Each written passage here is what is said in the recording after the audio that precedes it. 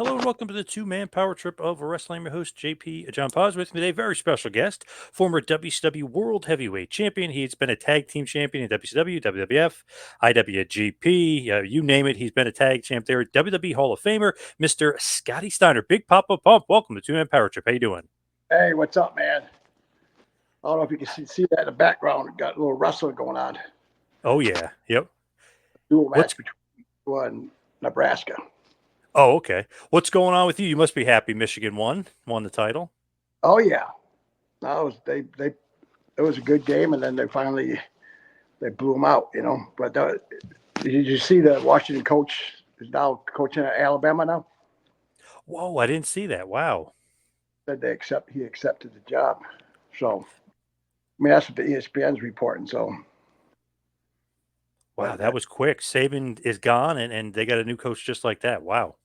yeah, probably yeah, two of the best coaches in the same week retired, or one got like Belichick's going somewhere else, and then Saban is leaving college football. Yep. And Pete Carroll just left the Seahawks. So three good coaches in 1 week. You know, so I think it's not like the same thing with Belichick. You know, it's kind of weird that he needed to make a change, and now they already have a coach in New England. So I don't know, something's very kabukish there. You know, Yep. it's like time for a change, and the change happened the very next day. So yeah, it's always like, what have you done for me lately, man? That's brutal. Probably the best coach pro football history. 24 years of, you know, 6 Super Bowls, and then he's shown the door. You know, Yeah, so just like that. but I always watch those guys because you know Tom Brady went to Michigan, so I was always a fan of the New England Patriots. You got to be a fan of the Michigan alums. What's going on with your sons, right? One's playing basketball, it's one playing football? Yeah, the ones playing football at Jacksonville State. You remember Rich Rodriguez? Yep. He coached at Michigan for a little bit. Well, he's a coach at Jacksonville State right now. And my other boy is playing at Virginia Tech basketball. They're actually going to play Duke, and I think Georgia Tech coming up. We're going to go see that. Going to Virginia Tech see that. So keep me busy. Yeah, that's awesome. It's like the next generation of the Steiners because Braun Breaker, Rick's son, your brother, your nephew, your brother's son, he's on TV for NXT. It's like the next generation of Steiners. It's awesome. Yeah. So, but they both love it. So that all that matters, you know. Yeah, absolutely. What do you think about Braun Breaker in NXT? What do you think about his maturation? He's picked it up quicker than I thought he would. Uh, but no, he's you know, but because you know, there's so many intricate details you got to pay attention to. But he was always a fan. Like I've said this before, is he like he'd watch me on Nitro, then he could ride his bicycle over and cut the same promo on me, you know, to me. I was like, man, come up with your own shit. That's all. But no, he's always. I believe that's probably why he's good with interviews today, is because he's been doing it for so long. So then he copies all my shit, so that helps. And it's crazy because he's kind of like Rick and you combined. Like he's got your athleticism, but he's got Rick's look. You know, he does Rick's clothesline. It's very weird. It's like he's both of you combined. Yeah, yeah, and he's very athletic because you know he was in Baltimore Ravens camp in the COVID year, which was tough because they all had to learn by video and not too much on the field. So he made it to like the second to last cut. So no, yeah, he did good, you know. And then he got called like a year after he started wrestling, but he was already making good progress in wrestling, so he just stayed down there at the performance center. Do you think he should be on WWE TV? Do I think he's ready? Yeah, but there's no point of going up there if there's not any plans, because there's so many people up there now with CM Punk coming back. Uh, Cody Rhodes just came back, and then The Rock just came back. So for that Raw, so it sounds like they might be doing the WrestleMania with The Rock and Roman Reigns. So there's so many top notch talent right now. So it's hard for them to find a spot for everybody. So he might. It's better to stay down there instead of going up there and get lost in the shuffle. So it's always better to go up there when they have concrete plans for you. True, very true. You mentioned him copying your promos and stuff. Man, you had some of the best promos. I loved it. Like switches on bitches, your freaks, holler if you hear me. Where did like all that come from? Because it's just innovative, but it's also something we've never heard from or seen before. Like promos like that. Yeah, that the thing when I first started wrestling, they were saying, "Oh, I can't do an interview," and when I first started, that was not my nature. With amateur wrestling, you really weren't. You always had to remain humble. So there really wasn't a lot of shit talking. Otherwise, it'd come back to bite you in the ass. So when I first started out, we were wearing our Michigan jackets, and I was still in the mindset because I had been at college for only like a couple of years. So then when I, became Big Papa Pump, I just kind of like there was a lot of frustration that had built up, and I just, I knew what I wanted to do, and I didn't want to copy anybody else, so I came up with a lot of different stuff. I And love people, this. and and like my math promo, people still love that to this day. I was gonna say I love that about Samoa Joe. You fat piece of garbage. And then you Yeah, do the Steiner math. yeah, the fat ass. I made sure I don't like fat. So funny. That was so good. Where did that come from? Like the 33 and a third? Is that just off the top of your head? Oh, come on, man! I got a PhD in mathematics. I'm from the University of Michigan, and all the numbers added up. Matter of fact, a Harvard professor added all the numbers up, and they say, yeah, it makes sense. So, yeah. So I was just having fun, as much as I tried to, have the fans and, entertain them. I was also trying to entertain myself, and to this day, like, I think when MGF did that, my math program and promo in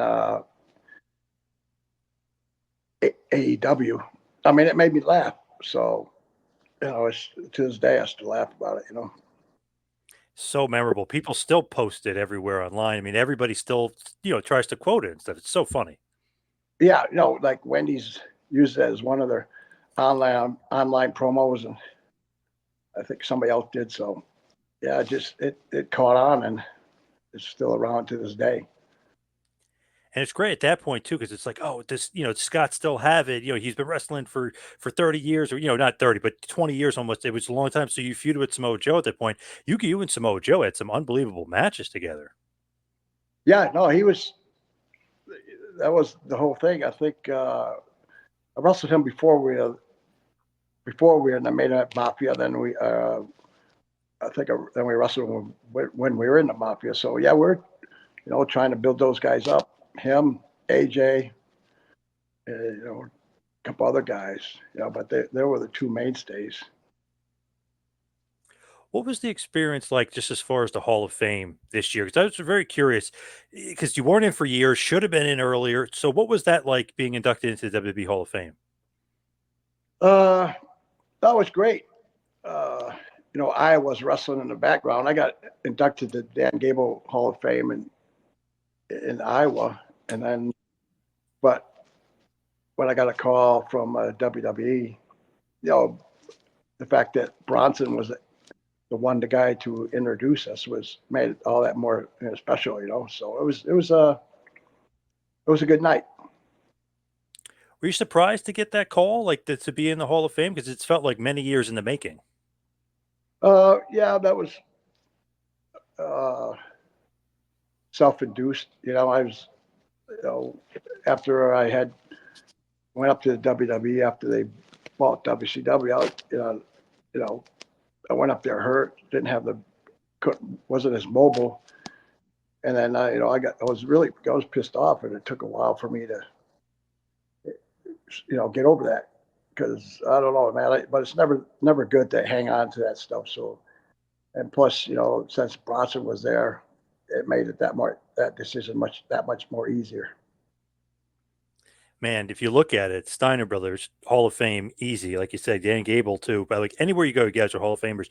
Do you consider yourself and the Steiner brothers one of the greatest teams of all time? Uh, I'd like to think we're, but that's not really my choice. I mean, we wrestled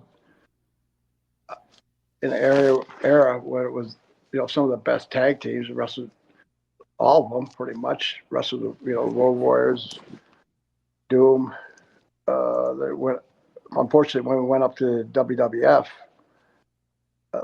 they were going through a bad time, so we didn't have, like the Bulldogs were gone, Demolition was gone, so we didn't get a chance to wrestle those guys. But yeah, we wrestled pretty much everybody there was to wrestle at that time. So I think easily one of the greatest tag teams of all time. I'm always just amazed at the fact, like, okay, Road Warriors, they're 285 pounds, maybe even more. I mean, they're just gigantic guys. One of the greatest teams ever. You guys get in there with them and you throw them around like they're nothing. It's like crazy. And even as a fan, like fan then and then a fan now, I'm still mind boggled, over it. How do you able to just toss these guys around? You guys are just brute force, brute strength. yeah, I mean, it's our amateur background. There's not a whole lot they could do to stop us. They were, I mean, they were a great tag team. I remember watching them when I was still in college, actually, and they had a great gimmick. Uh, but it's not like when we had a match, we weren't going to do what we do. So, uh, I mean, if we got a hold of you, we'd, toss you. So, and there's not a whole lot of people could do anything about it. But we just tried to have the best match possible, and I think we did. I think it brought a lot of excitement to the wrestling fans.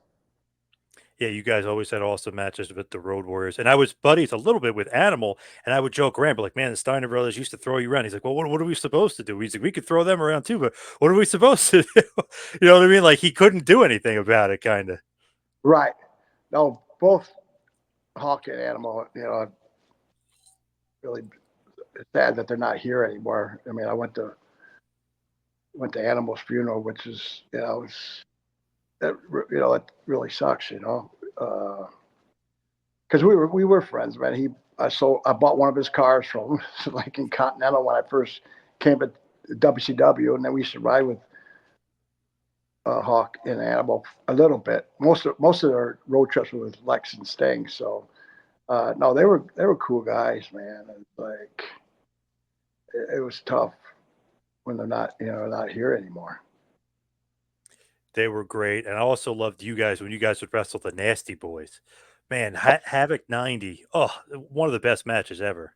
Yeah, they were great too. I mean, even though both are badasses, they they they moved really good, and it was a good match. A lot, people loved it at time and still get compliments on it, even though they didn't look like. Let's put it this way: they played their gimmick well, and they were, they're legit guys too. They were. I think Sags was 6'4", Knobs was probably 6'3". So no, we had those guys, and we had a lot of fun with those guys. So it was always fun having a match with them. They could take a real good ass kicking too. You know what I mean? I mean, they can give it too, but they could take a good ass kicking. Oh yeah, no, we gave them everything, and they gave us everything. So it turned out to be a good match. You know. When you look at what you guys could do in the ring, just as far as like suplex and stuff. Is that all your innovation? Like, where's that come from? Because didn't really see much of that before you guys, as far as all those suplexes. But man, we see it after big time. Everybody copies you guys. Yeah, well, the suplex come from amateur days. I mean, I always say this. You know, Steve Frazier was my grad assistant coach while I was a freshman at college. And he was training for the Olympics, 1984 Olympics, and he ended up being the first American to become a Greco world champion.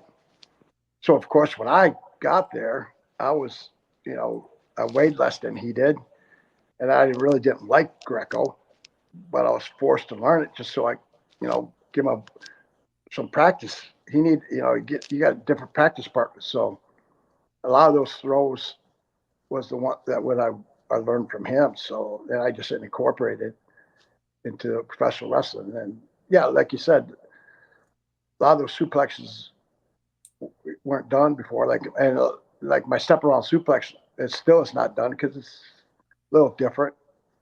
Yeah, so, but yeah, no, I that was all our amateur background. Then of What about course I do my other stuff like Frankensteiner, Steiner screwdriver, and then I was the first one to do that 450 splash too back in 1987. So, but it was different back then. You couldn't land, you couldn't hurt anybody. So I didn't like the way I landed. So I only did it one time when I was wrestling for Dick the Bruiser.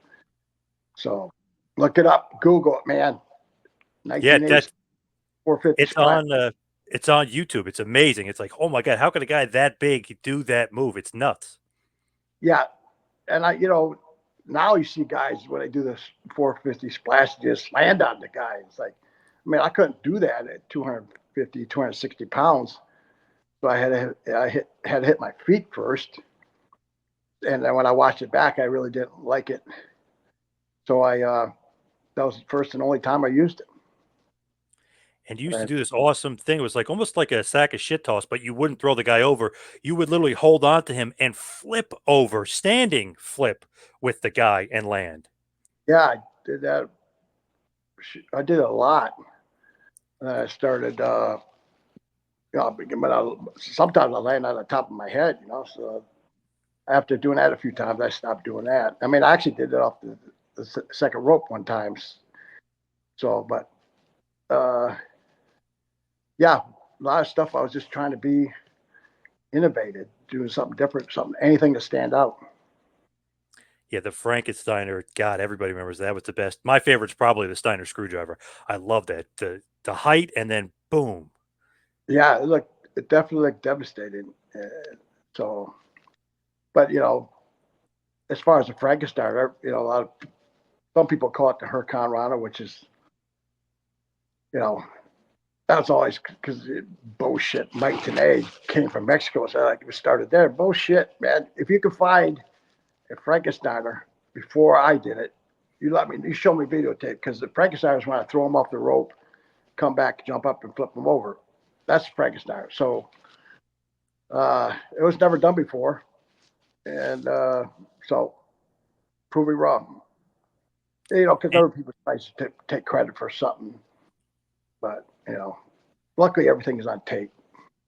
and the way you did it was devastating. The way the Mexican wrestlers do it, the luchadors do it, it's almost like they're just turning the guy over. Yours was like a spike. Yours was devastating. Yeah, yeah. So that's the difference. Is I throw them off. I threw them off the ropes, and they came running back at me, and I jumped up and flipped them over. So, uh, you know, and people, loved it. So, which is great. It's always good to do something that people love. Yeah, definitely. I was just talking to Kevin Sullivan, the Taskmaster, and we were talking about when you wrestled the Giant on Nitro, and he said he was yelling at the Giant in the back because you suplexed him, and he said not to let you suplex him, and the Giant said to him, he goes, "Well, what am I going to do?" He goes, "He just suplexed me." He goes, "I couldn't do anything. Like he tried to grab the rope. You just, do you remember that? You literally just, and he's got to be at least 450. I mean, you just suplexed him like he was nothing, like a sack of potatoes." Right? No, I mean, he was huge, but once you get your hips on him, you can throw him, and that's what I did. Like I see. I didn't know I wasn't supposed to throw them. So, but yeah, I just reached in there, put my hips up, and just tossed them. So Sullivan never said anything to you. He said something to the Giant, but he never said anything to you to not to do it. I didn't say nothing to me. It's my wrestling style. What would you want me to do? Arm drag him? I know. I love it because he's like stunned that you did it. Like, you know what I mean? But of course, he's going to do it. He's Right, not big enough, right? Nobody's big enough where you can't pick him up, right? right. So, yeah. Like, because I Oh, remember Vader and Bigelow in Japan, you picked them up like they were nothing. So, I mean, nobody's too big. right. I mean, they were Bam Bam and yeah, and Big Bam Vader. They were huge. We had a good match with those guys in Japan. So I mean that was a good time. The funny thing about that was like we're both on opposite sides of the arena, and then something happened where Vader, started feeling his oats, and he said, "Well, all right, let's call it out there." And I was like, "All right, sounds good with us." And the thing is, my brother was with Brad Reinekens when Vader came through the camp, so you know Vader did. Vader knew he you know, couldn't hack, put it that way. But Yeah, we you had guys. it was over in Japan, and so was Bam Bam. So yeah, we had a good match with those guys. Yeah, just you guys against anybody was awesome. Just because you guys are like the legit shooters. I mean, you guys, it looked like you could kill anybody you guys wanted to at any point. Not that you would, but it just looked like it. Just I love that style, that shoot style. Right. Yeah. Well, that was our ambition to not look like anybody else. Did you ever hurt anybody as far as like wrestling? That's not because you're throwing guys around. Ever anybody get hurt or anything? No, the only guys that might have got uh, knocked up a little bit is probably the enhancement guys, job guys. But that ain't our fault because a lot of them were just guys going through training camps, and a lot of them couldn't chew and eat gum at the same time. Because I talked to Chew and eat gum or chew and walk at the same time. right, right. I can't do both. Yeah. Uh, I was talking to PJ Walker, just incredible, who wrestled you guys, God, in 1992, 1993, early on, and Tony DeVito. I said, man, those guys, they killed you guys, this and that. He said, no, not at all. And I was shocked. He said, it looked like it, but he goes, we didn't, he's like, not anything. But obviously, those two guys can actually work. Right. No, there's a fine line to actually, hurting somebody or making it look like I hurt you. And that's the whole key of wrestling, because, in a split second, we could turn it around where we would drive you into the mat and hurt you. But we wouldn't do that, but that's not what you portray to the people. But it looked like it would, which is awesome, which is Yeah, the key. trust me, everything in wrestling, when you hit the mat, hurts. It's like a slam hurts, backdrop hurts. I mean, it doesn't feel good. So, uh, but you just, it's what you had to do. Now the Big Papa Pump gimmick, I love this gimmick. It's awesome. Where does that actually come from? Like when you become Big Papa Pumping and step away from Scott Steiner, the Steiner brother. Right. Well, I knew that, we had been that tag team for so long. We had wrestled everybody, and we were popular. I knew I had to do a drastic change from what I was, with the black hair and mullet.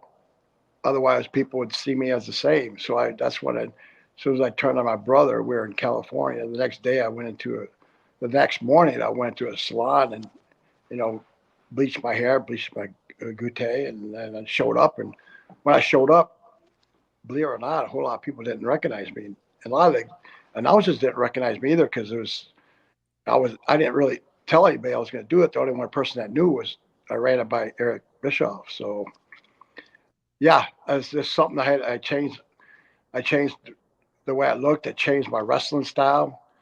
I changed what I did in the ring. A lot of people say, "Oh, you got too big. You couldn't do the Frankenstein no more." No, I did it. I could do the Frankenstein. I just didn't want to do it because I didn't want people to cheer me because it was a fairly popular move. So I basically just, uh, changed my style to ground and pound. So Smart psychology. You want to get booed. yeah, I mean that's I was paid to be a heel, and if you're not getting booed as a heel, you're not doing your job. So that's one thing I wanted, and I being a heel is because I totally had to change because Scott and Kevin, they were kind of like the cool heels, and it's like everybody else had their own style. I had to go far right to everybody else, and that's what I did. I think I was pretty successful at it. It's not paving my own way. And I feel like when you were WWE champion, awesome run, but it was towards the end of WWE. That was the only downfall. You almost should have been champion sooner rather than later, just because that gimmick was awesome. You were so over as a heel. It was just Big Papa Pump was probably one of the best things in WCW at that point. Yeah, and that goes back to politics. It's like yeah, probably a year before that, I felt that I was ready, and the fact that I kept on having to wait, kind of like that's where a lot of the anger, a lot of when I was pissed off, it kind of showed on my interviews and stuff. I came out like a wild man because I was frustrated. So, and the people could tell I was frustrated. I think that came through in my interviews, but it was actually the way I felt backstage. You get tired of you know getting the thumb put on you. So that was pretty much real when they saw me on TV. I think people could relate to that. So shoot promos almost a little bit. Like you were just kind of shooting at the hip, saying what you wanted to say. Well, I talked to Terry Funk. He was in WCW when I was there, and he used to tell me all the time. He said, "Man, I hated Dusty. I mean, I was good friends with Dusty Rhodes, but I called him everything like they could to make the people think that we weren't friends." You know, and he said, "You do what you got to do to blur that line to make sure people don't think that you guys are friends or anything." And so I always took that to heart, because back in the day when I was uh, wrestling, it was hard to get information from the older veterans. And Terry is such a great guy that, and of course, him and his brother wrestled together also, so it was kind of like a kinship there, So no, he was very helpful in what he told me. So And you and him have that same philosophy, crazy like a fox. yeah, yeah. So and he was one of the best. So not a bad guy to listen to. For sure. Got to mention though, one of my favorite matches, Fall Brawl 2000, and I don't know if a lot of people have seen it, but they should go out of their way to see it. You versus Goldberg. It's by far his best match. I mean, it's not even close. It's by far. You guys just destroy each other. I don't know if you remember as fondly as I do, but you versus Goldberg, one of my favorite matches of his and yours. Yeah, eh, uh, when most athletes, that played college and or played pro like Bill did, there's a certain amount of respect that you have because if you think about it, it's really hard to get a college scholarship. So there's a certain amount of respect for guys that actually played sports. I would say more so than anybody that somebody else that gets into wrestling. So we had a certain amount of respect for everybody, and and I knew what kind of match that we had to have, and it was basically we had to beat the shit out of each other. And that during that match is when I wore the tough Kevlar mask because leading up to that match, he actually hit me in the eye socket and broke my orbital. The thing about that was we were in the ring. He just punched me with the right, punched me with the right. I said punch, hit me with the right, and all of a sudden it hits me with the left. So as I was going this way, it was going directly into his punch, and it just, bad timing. I broke my orbital. So, but Great no, match. yeah, no, people like that action packed, beat the shit out of each other style. The Steiner brothers were the best. As we head for the finish here, we'll wind it down. Just, do you have other favorite matches, or does this not really exist like favorite matches for the guys? Yeah,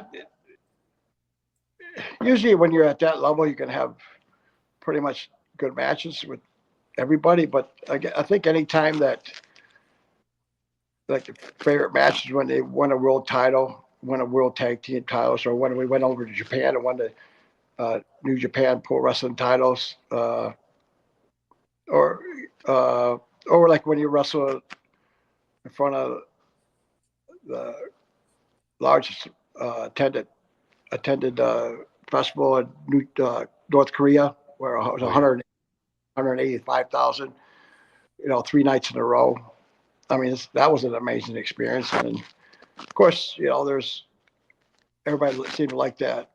The match we have with Lex Luger and Sting, they seem to always like the matches against Doom, like you said, Nasty Boys. So yeah, those matches will stick out. But you got to remember, back in the day when we first started, on our contract it said 350 days a year. So a lot of those towns, and a lot of those days, and then all those weeks kind of run together. So really, like the main, when you're matched up against a formidable opponent, those are kind of the matches you remember. And my favorite WWF match is you guys versus Owen Hart and Bret Hart, part of WrestleFest. Just Yeah, unbelievable. yeah, a, that was kind of like sprung on all four of us. I think we were in North Carolina, and there was no plan, there was no setup. They just came up to us, and I think they were doing it for home videos or something for their network.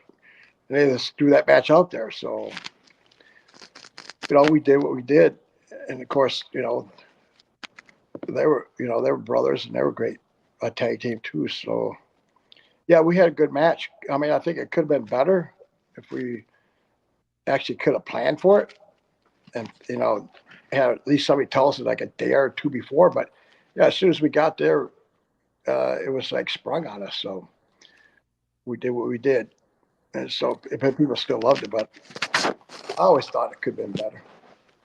And You that always Steiner you always think a match could be better. and that Steiner screwdriver on Owen is the best. That's the best one, I think. Oh yeah. Well, the one I did in Hase and Oh Russell in the yes. Hase, Georgia. I mean Tokyo Dome. That one looked good too. But yeah, no. Owen was. I used to room with Owen on the road, and my brother and I and him, and sometimes it would be Lex when he wasn't on that Lex Express. Uh, so Owen was a good friend. So yeah, he of course he was a great wrestler too. So no, he took it great. Everyone always says Owen Hart's the best ribber, but from all the stories I hear from Dr. Tom, from Disco Inferno, all these guys, you and Rick are the best ribbers. Knocking Disco off of the whatever the little the little boat thing, knocking him off. Jet ski. Just all these. Oh, he's a jet ski, and he Yeah, called me a yeah. bully. How can you call me a bully? They're both my jet skis were mine, and it's not like we did it one time. That was what are we going to do? Just go out on the lake and just hold hands and ride the jet skis, look at fish, and I mean, what the hell do you expect? I tried to knock him off, and that was the best part of it because when you knocked him off, you just kept on going around him, and I mean, it was hard as hell trying to get back up on it. It's like I did the same thing to my brother. Knock him off, and then kept on swimming around. Go almost try to drown him, take him to that point, and then all right, get back out on the jet ski, and then do it all over. And Disco calls me a bully. He's like, man, shut the hell up, man. And both my jet skis were having fun. So, but yeah, Oh, no, that was, you know, seriously, what were we going to do? Like lounge around today? Hey, look at a fish over there. Hey, seriously, you're riding jet skis. You're going to have fun. uh, that one is awesome. Tying up guys to chairs and throwing them out. Just awesome. You guys are like, I don't know, the best. Like if I wish I was around in that era to hang out with you guys. You guys were awesome. I love Oh, ribs like that. that thing with tying up was, we let, I said, I told the story before, was, you know, Sags and Knobs, they needed to borrow a car one night. They were going to go out, and we weren't going out. So yeah, take the car. So I woke up the next morning, went to jump in the car. They put peanut butter on our steering wheel, and they put powder in the air conditioning. So when we jump, go to drive it, our hands are all sticky. You turn the AC and smoke. The powder goes all of us. So when we get to the arena, we see both those guys. We tape them up, and it's like the show starts at 8 o'clock. This is like 7 o'clock, 7:30, 7:50. So we tape them both up. My brother always carry a knife, cut his clothes off, and we threw him out in the arena. It wasn't a pretty sight, uh, see badasses flaying around like two fat, blubbering walruses. They started something, we finished it, but it so was all good. all having fun. So good. Your brother shot 1, 2, 3 kid. Yeah, we were having fun. Let's put it that way. Oh yeah, your brother shot 1, 2, 3 kid with the gun or whatever. He was really getting shot. Oh yeah, no, we always did that, and we did that in college. Yeah, we had a shotgun, and you take out all the pellets. And one time, my buddy in college, we lived in a upper part of a two-story house, and he knocks on the door, and we knew he was coming, so we turned all the lights off. He opened the door. He's called both our names. All of a sudden, he comes in. All of a sudden, my brother racks the gun, shoots him. And of course, that wad still comes out. So the wad came out, hit him in the chest, and he went down like he had really been hit with a bullet. He was going, "Why?" That's awesome. Stuff like that. That's great. And the best thing about you guys is like, okay, you're legit tough guys, but you love to have fun. You love to rib it, fool around and stuff like that. Like I love those kind of guys. So I just mentioned to Haku, I said, "Oh, who's like a legit guy?" And he said Barbarian and the Steiner brothers. So I said the Barbarian, who's a legit guy. He said Haku and the Steiner brothers. It's funny, like those guys who everyone is afraid of. We're kind of saying you guys should be the ones everybody should be afraid of. Well, see, I've never saw a Haku fight. My brother has, and he said, "Yeah, no, he's legit." And both those guys are huge, but they. There's one thing about if you watch the UFC right now, like most of the domination is by amateur wrestlers. Uh, once they learn striking that, like a lot of those guys that were champions, like you know Mark Coleman. Uh, uh, I can't think of his name right now. I just saw him. The one Mark who had, Kirk and Shamrock. no. I wrestled him in college. Uh, One of the big mustache. He was Oh, Dan actually Severn. no, Don not him. Fry. Don Don, Fry. I wrestled Don Fry in college, according to him. Uh, so yeah, like those guys are champions, and then afterwards, a lot of people that were wrestlers, like Khabib, he was wrestler, and like most of those guys that wrestled, they could take care of themselves. So uh, yeah, I was afraid of, after wrestling in college and wrestling against the Olympic champion, I wasn't worried about too much. But yeah, no, Haku and Barbarian were tough. But in reality, it's hard to find a Samoan that isn't tough. I mean, they're just they're a different breed of cat. They're uh, yeah. I mean, but in reality, there's different levels of toughness because anybody that's in wrestling has to be a certain amount of has to have a certain amount of toughness because it's a tough way to make a living. So, but then there's different levels, and of course, Haku and Barbarian, they were at the top of the food chain. So I'll I take love it. that they. Yeah, I was gonna say I love that they're throwing you guys out there, like saying that you guys are tougher than them. But I love that kind of stuff because it's just maybe a little humbleness on their part, but that just shows you what they think of you guys. Oh yeah, no, they were legit strong and legit tough, and it was I've wrestled them both, and it was great. It's like, and I still see those guys today, and it's I was glad I was friends with those guys because they're legit people. Now, if somebody said the legacy of Scott Steiner, what is it? Like Big Papa Pump, the Steiner brothers, the collegiate career, everything. Well, what would you say is the stamp of the legacy if somebody's like kind of looking back and thinking about Scott Steiner? Yeah, I'm not sure. I was just trying to be innovative, coming up with those signature moves that I have that are still replicated today. So, but I was just, just, when I got into professional wrestling, like when I was in college, I had the best time of my life, and I was like, man, there's no way I could duplicate my days in college. But man, when I got into professional wrestling, I was far surpassed the times I had in college. So I just made sure I just want to have a good time and then go hard every night, and I never took a day off. So and I always tried to have the best match, and whether I did or not, I was still always striving to do that.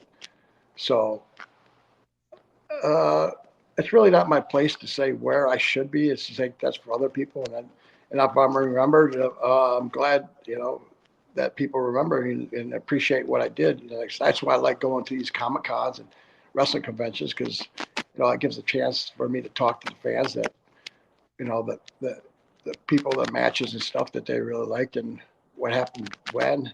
Would you do the, why'd you do this and stuff like that. So uh, it's great to be remembered. Absolutely. One of the best, one of the all-time best, the Steiner brothers. And if anybody did want to book you, email classbookings85@gmail.com. That's classbookings85@gmail.com. Extra the legendary Tony Hunter. You could book not only Scott, but Rick of the Steiner brothers as well. So hit up Tony Hunter, classbookings85@gmail.com. Yeah, yeah. Anything Tony does all my books. anything else as far as social media where you want people to find you? Instagram, Twitter, anything like that? Man, I can't do that stuff, man. I, I'm pretty much a private person, anyways. So I can't go on social media every day. It would drive me nuts. So yeah, I don't. I started up a Twitter page, you know, maybe a couple about 5, 10 years ago, and it's like, but there was a purpose to that. But yeah, I really like I tweeted about the Michigan win and stuff like that, but it's like I don't know, man. This this phone contraption is like I'm still not sure if it's going to catch on. Where can everybody follow you? Well, on Twitter, it's uh, I believe it's Big Papa Pump Scott Steiner. Okay. We gotta hear about that Michigan win again. That was awesome. 15-0. What a season for the Wolverines. Yeah, and that bullshit about cheating, man, it's stealing signs. You kidding me? Are we playing Pee Wee football now? You can't change your signs. I'm like, come on. Unbelievable.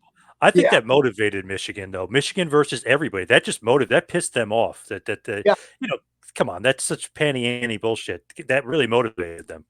yeah. I believe it did, and it's like it goes back to like sometimes you know people push you to a certain point, and then you get pissed off, and it's us against the world. So I think there's something to that, and so yeah, they came out. Cream always rises to the top, man. And plus the fact that Michigan is holds the most victories in college football history. and they have the largest football state in the world. So Michigan, the champions of the West, man.